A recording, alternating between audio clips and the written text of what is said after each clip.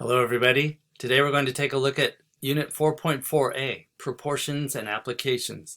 We're going to talk about how to solve proportions or clear fractions using the least common multiple. Let's take a look at the first problem. Question 1, we are supposed to find the unknown number in this proportion. 32 over 56 is equal to 12 over x. So let's take a look at the tablet. And 32 over 56 is equal to 12 over x. If I were calculating this by hand, I would want to pre-reduce this fraction. These numbers are both even, so they could both be divided by 2. You'd get 16 over 28, and then those are both even, so then you would get 8 over 14, which could be reduced further to 4 over 7. So basically just dividing them both by 8 would give you 4 over 7. But since we're using a calculator at this level, we're going to just let the calculator do all the heavy lifting for us. And calculator I recommend is a TI-30XS, which my screen will not, makes it disappear. Maybe if I hold it in front of my shirt. Yeah, it disappears. So it's the Texas Instrument calculator, and if you take the GED, they will have an on-screen virtual calculator that you can use. So I recommend buying one of these. They cost about 15 bucks, and familiarizing yourself with how to use it.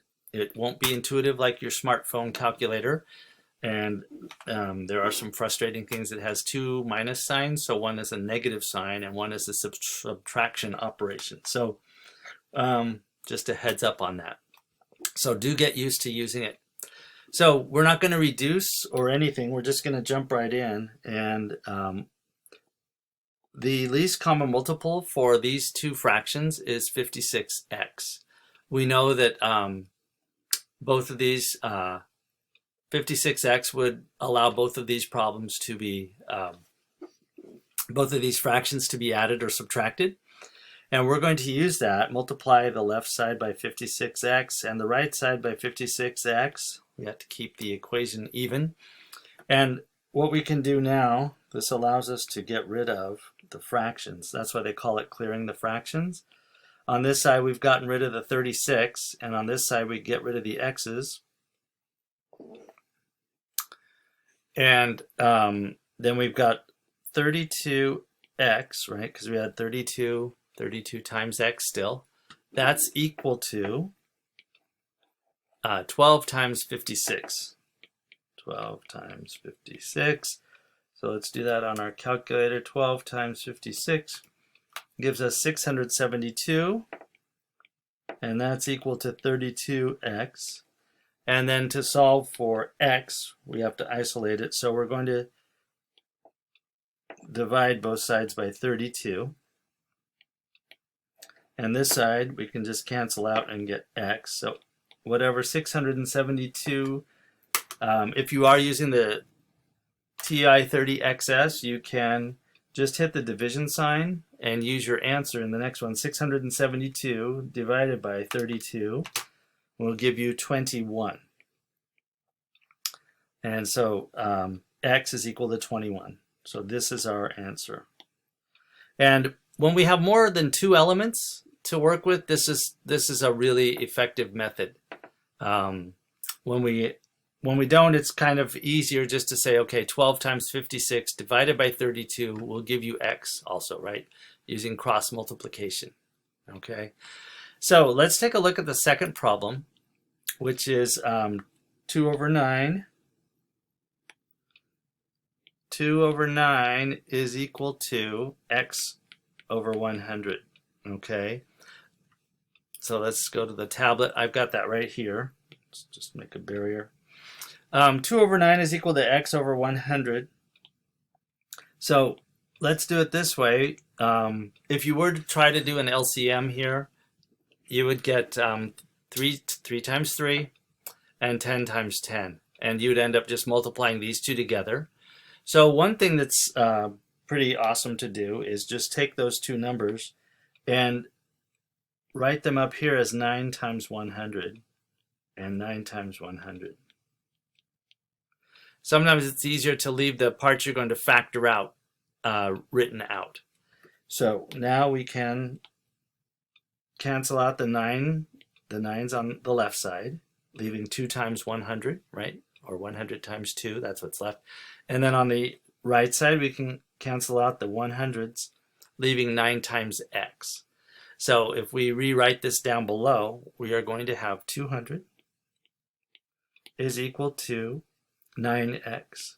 And now we just solve for x. So generally that means undoing whatever is being done to x. So it's being multiplied, so we're going to undo that and divide it by 9. Divide both sides by that. And we end up with x is equal to 200 over 9. So grab your calculators, 200 divided by 9, and you're going to get 22.222. Okay?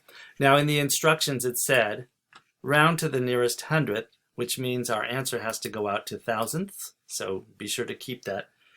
And then decimal rounding, if you need a refresher, we're going to underline the column that they want us to round to, right? And so in this case, they want us to round to the nearest hundredth. So we're there. And the number on the immediate right is not 5 or greater.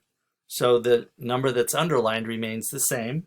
And our final answer will be 22.22. This is x. So this,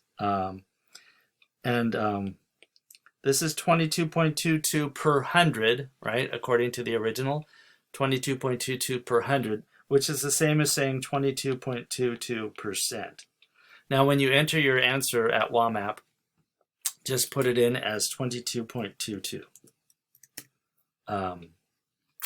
Don't put it in as a percent. It is the equivalent, but this is x. Let's see how we did. Okay, awesome. And this one, we said x was 21. Let's see how we did. Okay, so these are both correct. Please try this method, and this will get a little more interesting as we add elements in these equations, which we'll see very soon. Give this a try and try a similar question. You can try this one if you like on your own, or you can click up your own. 6/12 is equal to 8 over x, or 5/6 is equal to x over 76. So the last one here had a 100 in the denominator, which made it the equivalent of a percent. This one doesn't, so you're just going to do the proportion.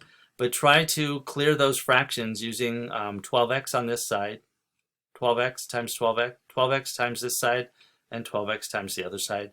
And here you could try using the LCM, factor out 6 and 76, and pick the common factors and put those all together to get the least common multiple, and you can multiply both sides by that. If you like, you can just multiply both sides by 6 times 76. Anyway, give it a try, and if you run into trouble, please send me an email. Good luck on this problem.